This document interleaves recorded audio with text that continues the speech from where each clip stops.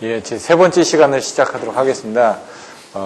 지금 유도장애 부분만 남았는데, 유도장애에 대한 종류, 원인, 대책, 이런 부분이 이제 가장 키워드입니다. 여기서 또 추가적으로 나올 수 있는 게 OPGW 정도, 이런 내용들이 있는데, 얘가 25점짜리로 나오는 부분인데, 아까 설명드렸던 것처럼 정전유도, 전자유도, 고조파유도, 이렇게 정의는 내려져 있는데, 종류 중에, 여러분들은 그 중에서 전자유도 부분에 대해서 주로 답안지를 많이 쓰게 됩니다. 근데 중성적 잔류전압하고 정전유도는 비슷하기 때문에 그런 내용들 또 한번 살펴보도록 하겠습니다. 유도장애 개요를 보시면요. 여기 보시면은 내용처럼 송전선과 통신선이 근접해서 건설될 경우가 많다. 그래서 통신선의 전압 및 전류를 유도해서 다음과 같은 여러 가지 장애를 주게 된다. 그래서 장애의 종류가 이제 세 가지로 나눠져 있는 겁니다. 정전유도의 정의는 보시면 전력선과 통신선 간의 상호 정전용량에 의한 것. 전자유도는 상호 인덕턴스에 의한 것. 고조파유도는 고조파의 유도에 의한 것. 이런 식으로 고조파유도 쪽은 잡음 쪽에 관련된 부분으로 나와 있고요. 그래서 주로 문제되는 게 정전유도하고 전자유도의 두 가지가 문제가 되는데, 정전유도는 언제 발생한다고요? 평상시 때. 전자유도는 사고 시. 그래서 이제 앞에서 보셨던 중성성 잔류전압 같은 것도 보시면 정상시하고 과도상태시 이렇게 두 개로 나눠져 있죠. 얘도 그래서 이제 그런 부분으로 보시면 됩니다. 평상 운전 시 때 문제가 되고 지락고장 시 문제가 된다. 그래서 두 개로 이제 나눠 놓은 부분이 나와 있습니다. 그래서 정전유도에 대해서 먼저 살펴보도록 하겠습니다.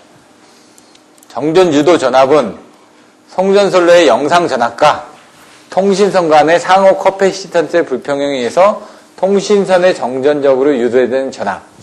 나중에 이제 여러분들이 답안지 쓰실 때는 아까 제가 막 여러 번 반복해줘야 된다 그랬죠? 처음에 정의가 이런 종류는 이렇게 있다 딱 써주고 그 다음에 정전유도에 대해서 설명할 때는 이 정의를 쓴 게 아니라 좀 더 자세한 정의를 써주셔야 된다는 얘기죠. 그래서 그때는 정전유도는 이와 같은 내용을 딱 써주셔야 된다는 얘기죠. 그리고 그림을 그려주고. 그래서 여러분들이 유도장에 대한 답안지를 쓰실 때는 기본서에 있는 이런 내용들을 다 갖다 써주셔야 된다는 얘기입니다.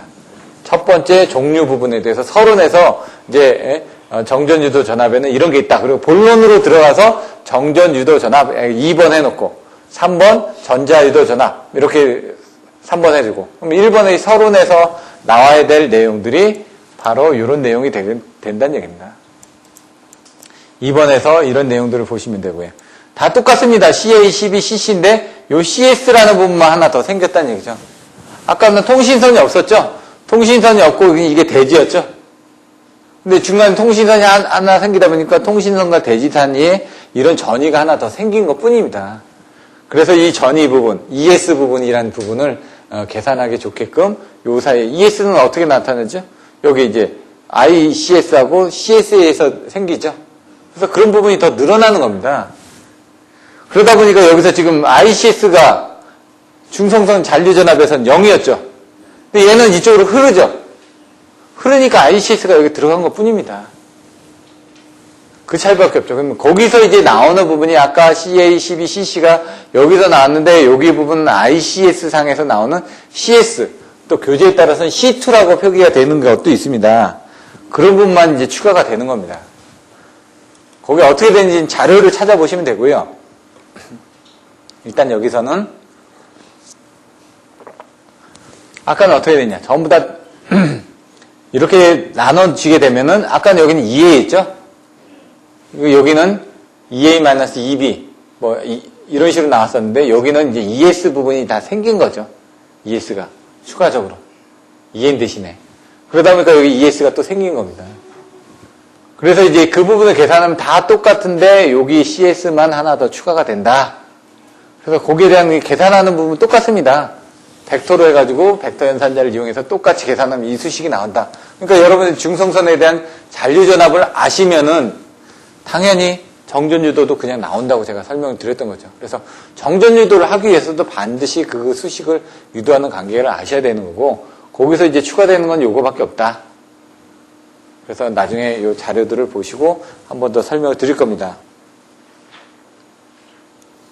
자, 여기서 중요한 거는 정전유도 전압은 주파수 및 양선로의 평행 길이와는 관계없고 다만 전력선의 대지전압에만 비례하고 있다. 이거 왜냐면 전자유도하고 차이가 나니까. 전자유도에서는 어떻게 되죠? 평행 길이가 문제가 되죠? 지락 고장 시에. 그래서 그 평행 길이를 줄여주기 위해서. 그리고 서로 간의 어떤 그런 부분에 대한 것들. 예? 주파수도 관계가 있죠? W 오메가 M L 3I0 였으니까. 근데 얘는 어떻게 된다고요? 요게 평상시 때 문제가 되니까 얘 충전, 예? 상호 정전 용량하고, 그 다음에 대지전압하고 관계가 돼 있다. 그래서 대지전압에만 비례하고 있다. 그래서, 여기 보면 CA, CB, CC가 같으면 ES는 0이다. 그래서 영가가 완전하다면 각상의 정정 용량이 평행이 되기 때문에 유도 전압을 0으로 할 수 있다. 왜? 여기는 이제 기준 전압이 있을 거고, 그 다음에 상호 전정 용량에 의해서 기준 전압이 인가됐을 때 그거만큼의 불균형인 전압이 실리게 되니까 요게 대지 전압에만 비례하는 거고, 상호 정정 용량을 평형을 만들어주기 위한 부분의 노력이 바로 영가다. 그래서 여기에 대한 대책은 영가가 되는 겁니다. 근데 아무리 영가를 잘하더라도 여기 부분이 발생을 하기 때문에 어느 정도의 유도전압은 뜬다는 얘기죠. 그래서 그 유도전압을 줄여주기 위해서, 그래서 여러분들이 650V라는 기준이 나왔다는 얘기죠. 그래서 실질적으로 이제 여러분들이 154 지중선로를 포수를 하게 되면은 전화국에 이런 유도전압 계산서라든가 이런 것들도 내셔야지만 됩니다. 근데 이제 그런 것들을 할 때 지하 매설물에 대한 그런 것들을 계산해가지고 실질적으로 이런 것들을 계산해서 계산서를 제출하게 됩니다.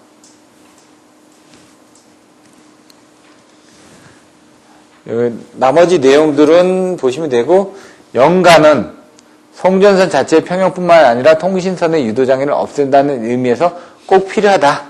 이런 정도. 나머지는 내용을 한번 보시면 될 것 같고요. 예제 6-6. 이것도 쉽겠죠? 아까 CA, CB, CC. 그거 그냥 그 수식을 이용하면 되니까. 하나 추가된 건 CS가 추가됐으니까 밑에 CS가 하나 추가되면 되죠. 분모에.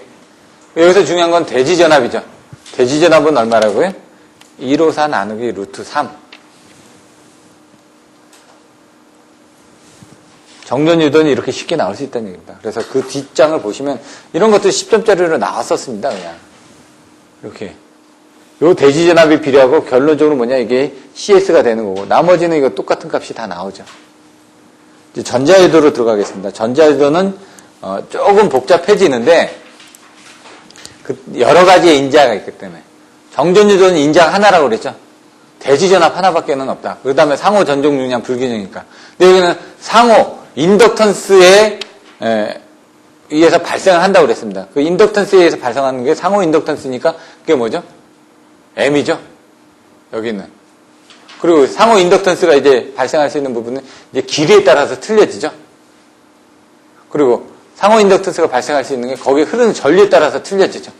그래서 세 개의 인자가 바로 이거라는 얘기죠.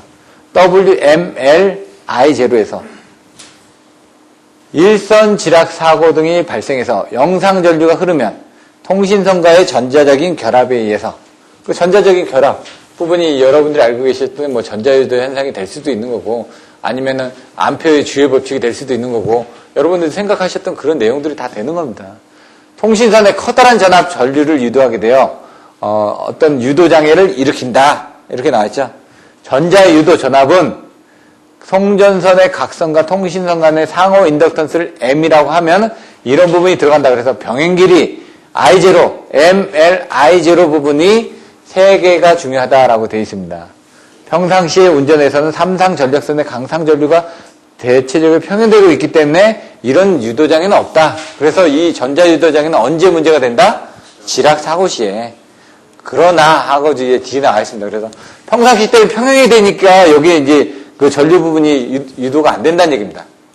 그런데 지락 고장이 일어나면 상당히 큰 I0가 대지전류로서 흐르게 되고 이것이 통신장애를 일으키게 된다. 그래서 뭐라고요? 송전선을 건설할 때, 가공선이든 지중선이든 건설할 때 고장 전류를 계산해서 그 예정지 부근에 통신선에 대한 유도 전압을 산출하여 우리나라에서는 현재 650V를 넘지 않도록 조치를 해야 된다. 이런 걸 전화국에 내게 된다고요, 실제로. 여러분들이 알고 계셔야 되고 그 표가 뒤에 나와 있습니다. 상시 유도 전압이. 이런 것들이 송전선에 대한 최대 이상 전압에 대한 부분을 대지전이 상승을 650V로도 하고요. 전자유도당의 상에서 송전선은 650V를 사고시 유도 위험 전압을 합니다. 하지만 상시 때는 이런 부분을 이제 인체 위험에 대한 부분이 그 내성 규정이 뭐 60V 이렇게 나와 있거든요. 그래서 요거는 60V로 돼 있다든가 그런 이제 법에 따라서 조금씩 틀려지게 돼 있습니다. 그건 요 다음 장에 표로 나와 있으니까 살펴보시면 되고요. 그런데 이론적으로 유도 전압을 구할 수 있다고 썼지만 실제로 이 M을 직접 구할 수가 없다. 그래서 우리가 지금 가공선에서도 계산하실 때 보시면은 이런 것들을 사장에서도 보시면 2.4 밀리, 헬리 계산값이 안 나오니까 실측을 했죠. 예? 그렇게 했다는 얘기입니다, 지금. 직접 구하기가 힘들다는 얘기죠. 상호 인덕턴스 LM을 산출해낼 수 없다라고 이렇게 나와 있는데 이런 것들이 정확하게 계산을 해내기가 힘들기 때문에 그렇습니다. 그래서 나중에 상호 인덕턴스 M은 도저히 불가능하다. 그래서 이론식을 쓰지 못하고 여러 가지 실험식을 쓰고 있다. 그 실험식이 이제 뒤에 나온 이제 카손 폴라젝의 실험식인데 밑에 보시면은 다른 것들은 넘어가고 여기서 보시면 이런 거죠. 송전선이 이렇게 흐르게 되고 송전선이 이겁니다. 통신선이 이겁니다. 그래서 여기하고 여기 이 B에 대한 거리를 뒤에 보시면 5km까지도 나와 있습니다. 자세히 보시면은 2분의 1 B1 플러스 B2. 그건 뭐냐? 여기서 여기까지 거리를 이렇게 나눈 평균 거리를 넣었다는 얘기입니다, 요거는. 왜? B1 플러스 B2를 나누게 되면 어떻게 될까요? 요 평균 거리가 되겠죠? 그래서 그 평균 거리 분의 요 거리, 요거죠. 우리가 여기까지 인가되는 부분은 요런 정도로 이 거리만큼을 뭔가 에너지를 주고 있다라는 얘기입니다, 지금. 얘 같은 경우는 그러니까 어떻게 될까요? 그냥 2분의 1이 안 나오고 여기서는 그냥 B2라는 거리가 쭉 나왔죠? 나머지 이런 것들은 그런 그 평균 거리를 다 잰 겁니다, 밑에는. 여기 100이라는 거예요. 100이라고 나왔으니까 100분의 L이 된 겁니다, 그냥. 여기서 100km, 100km니까 여기 평균 거리는 어떻게 될까요? 100이죠? 이렇게 가로질렀으니까. 예? 이렇게 돼 있고요. 나머지는 이제 평균 거리로 계산한 겁니다. 그래서 평균 거리 분의 그 다음에 거리죠. 이렇게 되기 때문에 그거에 대한 부분을 이렇게 계산을 해주면 된다. 근데 여기 이제 들어가는 게 이제 개수들이 들어가는 거죠. 개수들이. 그런 것들만 알면 이 식이 어려운 것 같아도 알고 나면 쉽다는 얘기죠. 그런데 이제 기유도 전류 같은 경우는 얼마만큼 기유도 전류의 전압은 얼마만큼 유도될 것이냐 이게 나온다는 얘기죠.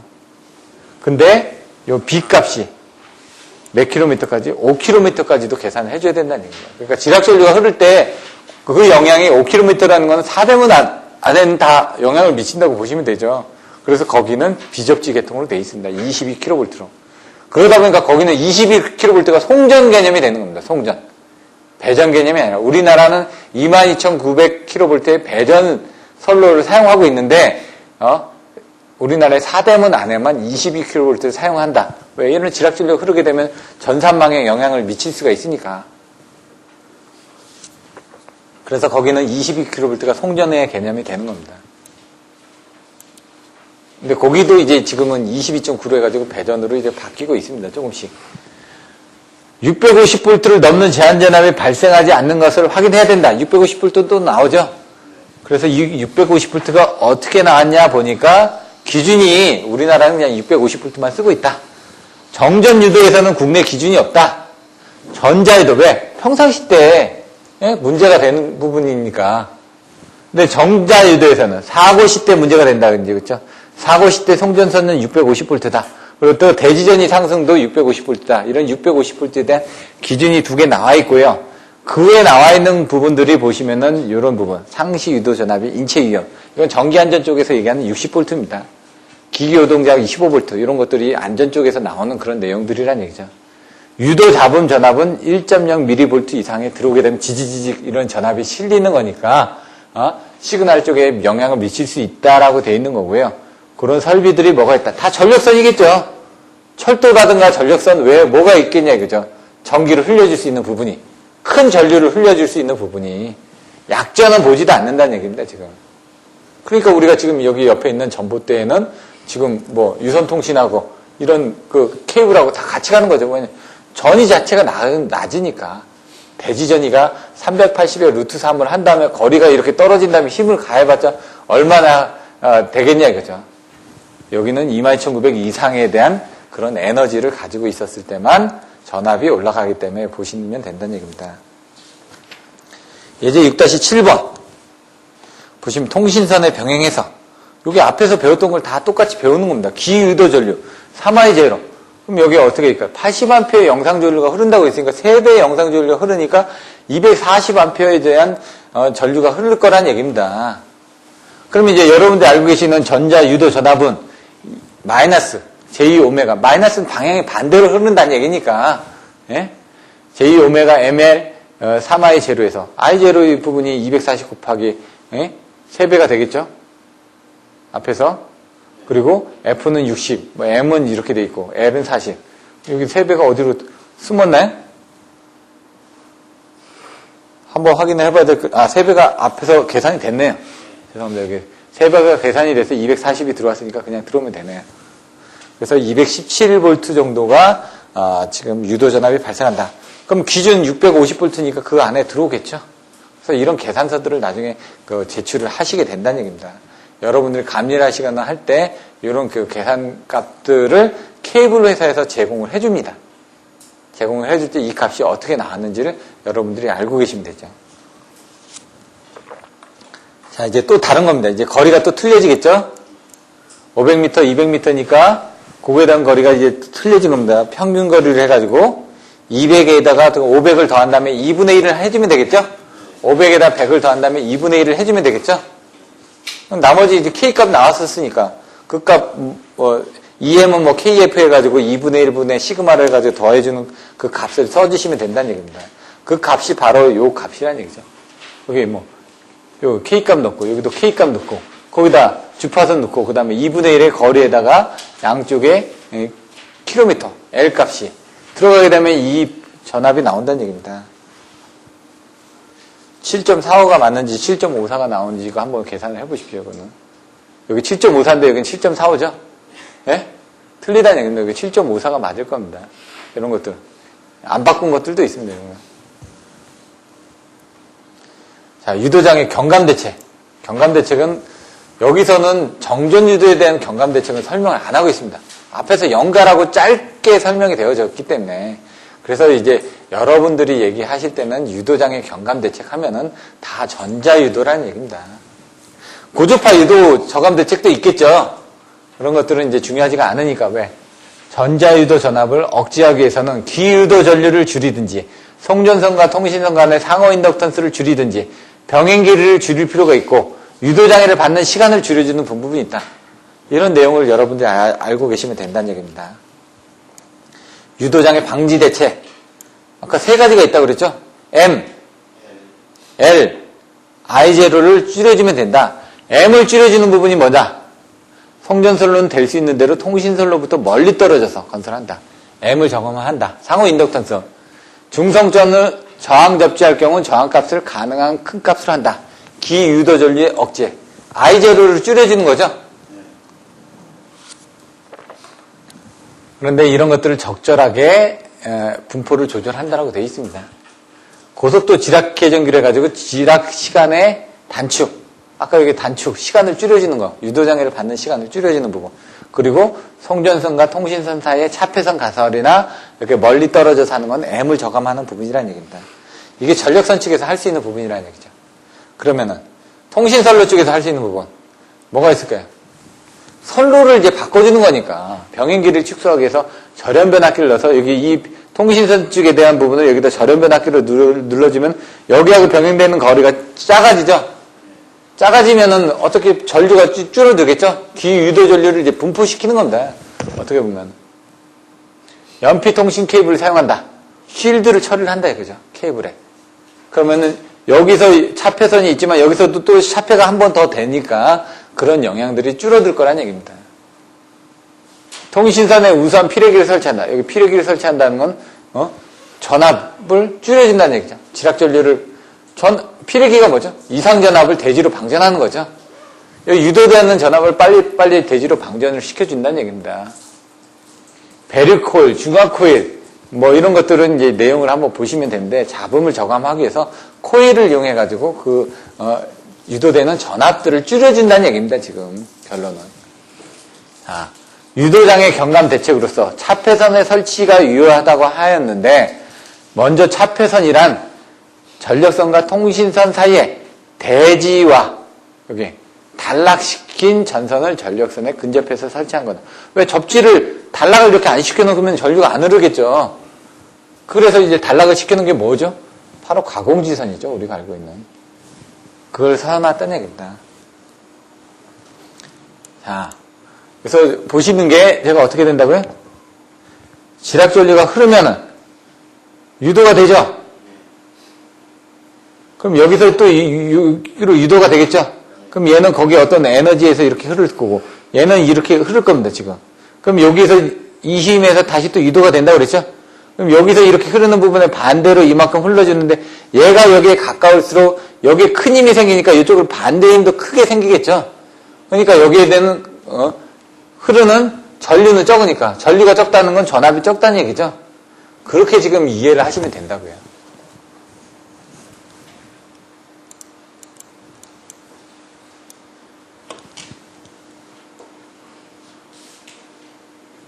그거를 이제 그림으로 그릴 때 이제 그거에 대한 임피던스 관계로 그려놨는데 여기 보시면은 내용은 그겁니다.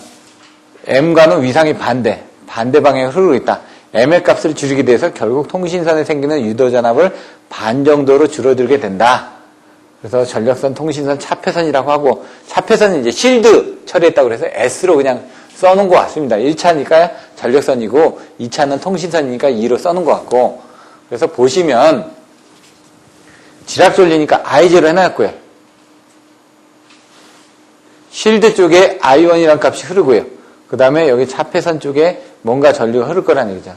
그러면 여기에 1차 측하고 실드선하고는 Z1S의 임피던스가 있을 거고 Z2하고 S에서는 Z2S가 있을 거고 1하고 2 사이에서는 Z1, 2가 있을 거고 요거 자체는 ZS가 있을 거라는 얘기죠.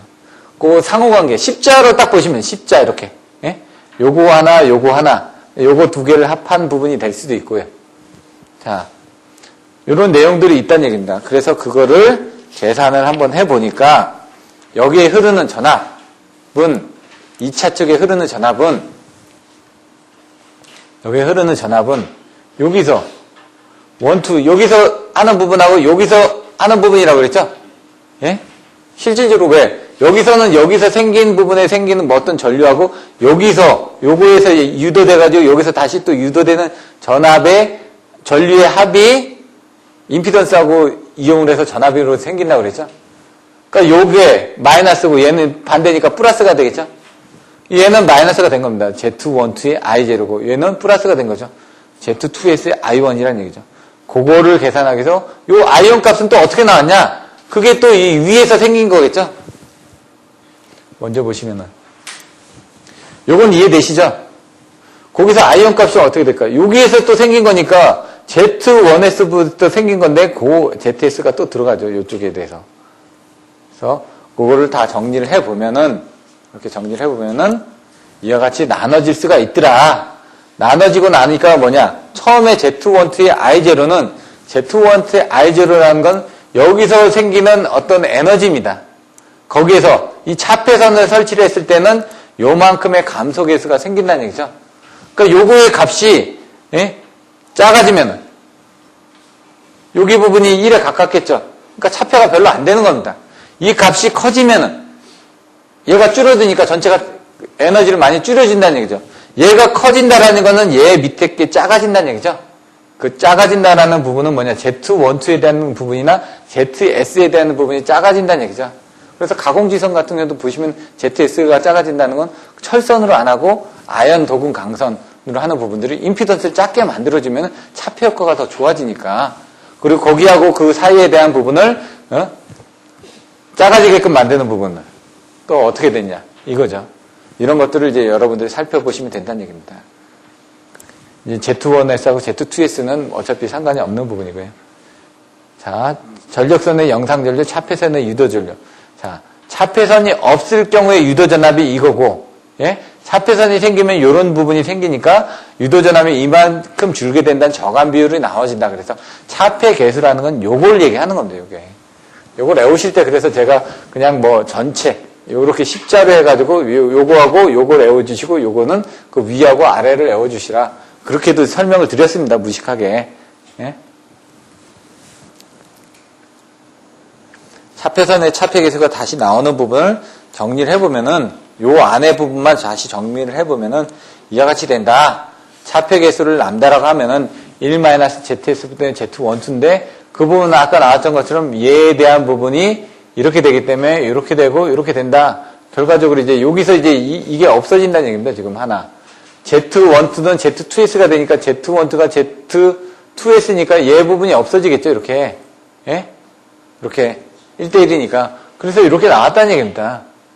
그래서 요게 나왔고, 예? 요게 그대로 내려왔으니까, 그게 그대로 내려오면 이렇게 된다. 그래서 요거를, 뭐라고요? 차폐선을 통신선에 접근해서 설치할 경우, 통신선에 접근해서 설치하는 등, 전력선에 접근을 해야 될까요? 통신선에 접근을 해야 될까요? 전력선에 접근을 해야 되겠죠?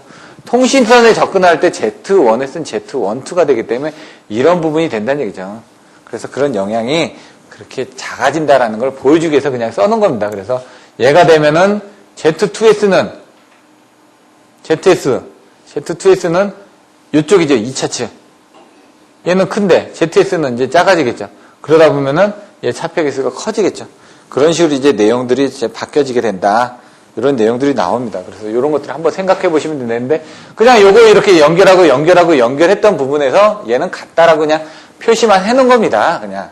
그러니까 요게 중요한 게 아니라 이 차폐 개수 이 1-ZS, Z12분에 이게 나온 원리를 이해를 하셔야지만 된다는 얘기죠. 내용을 한번 보시면은 상호 임피던스 Z1S에 대해 차폐선의 자기 임피던스 ZS를 접근시켜 줄수록 뭐라고요? ZS를 Z1S에 접해 줄수록 뭐라고요? 차폐 효과가 점점 커지게 된다. 이 내용을 아실 수가 있다는 얘기죠. 그래서 차폐선의 자기 임피던스를 댈 수 있는 대로 작게 해서 차폐선에 흐르는 전류를 크게 해주면 그만큼 차폐 효과를 더 올릴 수 있다. 그 차폐선의 임피던스를 작게 한다는 게 뭐라고요? 가공지선의 임피던스를 작게 하니까 철선을 집어넣는 게 아니라 ACSR 같은 거, OPGW 같은 걸 그래서 설치를 한다. 그래서 철탑 정상부에 가공지선을 뭐 전술한 방과 같이 단락전류를 쉽게 많이 흘려줘야 되니까 똑같은 알루미늄선이라든가 동선을 사용해서 유도전압 경감을 시키는 부분을 같이 하고 있다라는 내용이 나와 있습니다. 그렇게 보시면 되고요. 마지막으로 유도전압의 제한값인데 이건 650V라고 나왔죠?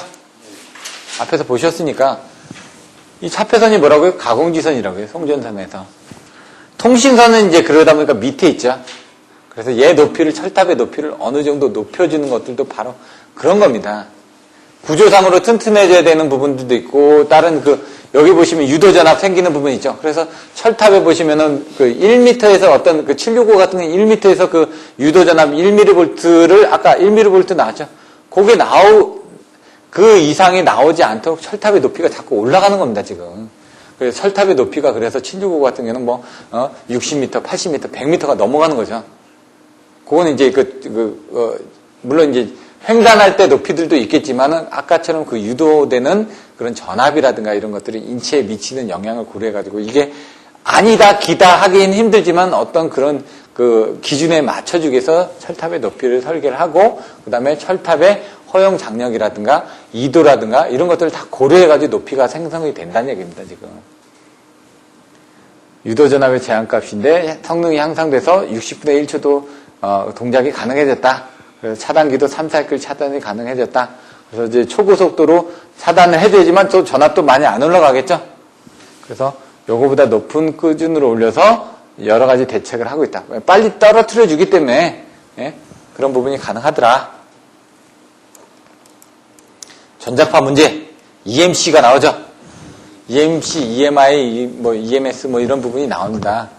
일렉트로마그네틱 인터빌리티하고 서세빌리티인가 이런 부분, 컴파티빌리티 이런 용어들을 이제 여러분들 아시면 좀 더 써주시면 됩니다. EMS는 이제 필드입니다. 여기서 전자계, 일렉트로마그네틱 필드, 전자계고 전자파가 될 때는 이제 그 전자파 장애에서 EMC가 나오는 거죠. 요거는 전자계이기 때문에 EMF가 나오는 겁니다. 전자파. 그래서 뭐 전자파 장애로 여러분들이 내용을 필요하면 한두 줄 더 써주시면 조금 더 점수를 받을 수가 있고요. 여기는 이제 보시면 WHO 세계보건기구에서 나오는 게 전개가 10kV/m. 전개니까 전압이 나오는 거, 자개니까 가우스가 나오는 겁니다, 지금. 그래서 여기 보시면 전개는 메타당 3kV 이하. 1m 단위에서 그런 3kV가 이하가 나오게끔 철도의 높이를 나오는 거고, 가우스 같은 경우 이렇게 자개거든요. 아까 자석이 생기면 어떻게 된다고요? 전자파 장애 같은 경우 여러분 핸드폰 쓰면서 여기 얼굴 빨개지죠?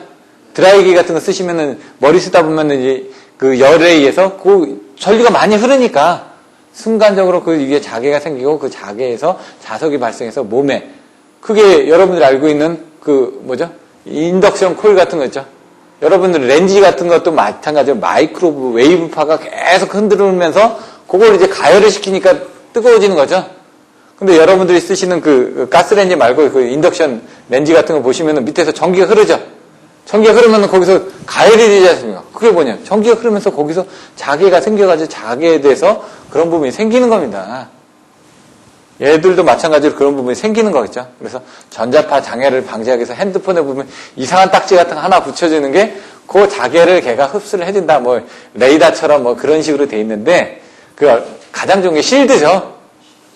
딱 그래서 접지를 하는 게 좋죠. 이런 내용들도 한번 알고 계시면 됩니다. 3kV에 0.2 가우스. 이건 우리나라에서고 요거는 환경 기준이고. 그래서 우리나라 한전에서 얘기하는 게 요거보다 더 강한 기준을 가지고 설계를 했기 때문에 문제가 없다. 근데 이제 이거를 이제 상관관계를 얘기하기 참 힘든 겁니다. 유난히 이쪽 지역에서, 그러니까 삼성전자에서 보시면 그 환경이 아무리 좋아도 그 안에서 지금 암이 걸린 사람이 많이 나오죠. 근데 그거를 암이 나오는 게 그 사람들이 원래 유전적으로 문제가 있는지 환경적으로 문제가 있는지를 그 역학조사를 가지고 설명하기가 참 애매하더라 이거죠. 한국 타이어 같은 데 가서 보시면 1년에 한 명씩 죽습니다. 타이어 공장도 제가 가봤는데 거기는 이제 타이어 공장에 화학적인 원료들을 쓰다 보니까 이제 고무라는 게 어떻게 만들어지냐? 이제 천연 고무, 라텍스 같은 거에다 이제 뭔가를 집어넣어서 이제 만드는 거죠. 튼튼한 고무로 다 화학 원료가 들어갑니다. 그래서 이제 DC 설비를 이용해가지고 이제 사용하다 보니까 고조파도 많이 만들고 원료, 뭐 트레드 비드를 이제 다 갖다 붙입니다. 그래서 그러다 보니까 고무를 다 만들어 놓고 나면 찜통에서 쪄가지고 나옵니다. 그런 것들. 이런 부분들이 있고요. 그래서 이제 나중에 여러분들이 그런 설비들을 또 많이 배우게 되면은 이제 또 재밌는 부분들이 많이 있습니다. 아, 이게 이렇게 해서 만들어졌구나. 음료수 공장 가면은 음료수 나오잖아요. 뭐, 그, 소주 공장에서 뭐, 그 경유 소주 나왔었죠? 근데 그런 부분들이 다 자동화가 돼 있기 때문에 제가 옛날 여기, 영등포 여기 지금 공원으로 바뀐 오비 맥주일 때 제가 여기 아르바이트 할 때는 가서 그 맥주도 나르는 것도 해봤고요. 그 연구소 가서 청소하니까 그 안에 있는 사람들 맨날 마시더라고요. 자기네들이 배합을 해가지고 만드는데, 근데 이제 우리나라 맥주가 맛없는 방법이 원료를 많이, 메가 비율을 10% 정도밖에 안 넣습니다. 거기에 따라서 세금을 매기거든요, 이제. 근데 이제 외국의 맥주들은 그런 메가, 보리에 대한 비율이 100% 정도 되거든요, 독일 같은 경우는. 그러니까 맛이 깊을 수밖에 없죠. 외국 맥주가 더 맛있는 게 원료 자체가 함유량이 높으니까 우리나라는 10% 가지고 지금 하는데 그게 맛있겠습니까? 그러니까 주스도 보시면은 뭐 몇 프로 넣었다라는 거하고 원액하고 값이 차이가 날 수밖에 없는 겁니다. 자, 이렇게 해서 이제 전체적인 내용을 좀 설명을 드렸습니다. 그 다음에 연습 문제 부분 보고, 그 다음에, 여러분들에게 그 관련되어 있는 자료들을 설명드리고, 6장을 마치도록 하겠습니다. 중성점을 접지 않는 목적